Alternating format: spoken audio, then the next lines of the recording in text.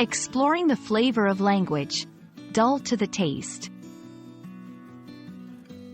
Hello everyone, and welcome to our English language learning series. Today, we're diving into a flavorful expression, dull to the taste. This phrase isn't just about food. It's a vivid way to describe experiences, events, or even ideas. Let's explore what it means, how to use it, and why it's such an interesting part of the English language. Dull to the taste is a metaphorical expression. It's used to describe something that is lacking in excitement or interest. Much like food that doesn't have much flavor. When we say something is dull to the taste, we don't literally mean we're tasting it. Instead, we're comparing it to the experience of eating something bland. This phrase is a great example of how English often uses sensory descriptions, like taste, to talk about non-physical experiences.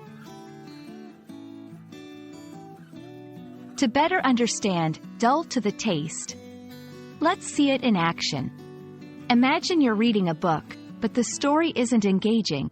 You might say, "This book is rather dull to the taste."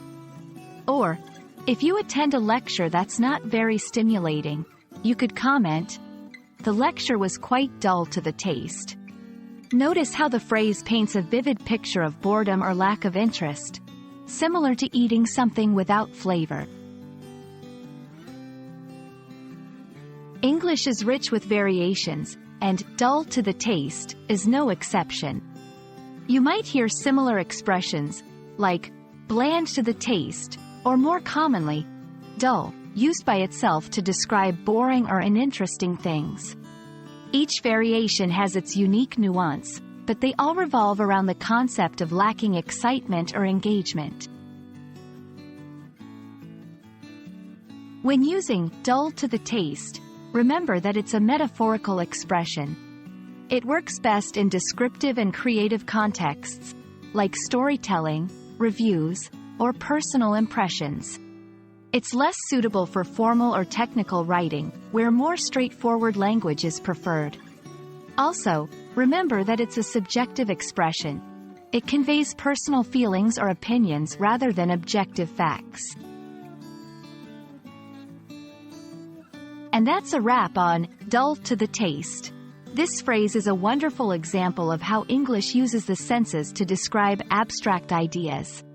Whether you're spicing up your conversation or adding flavor to your writing, remember the power of sensory expressions.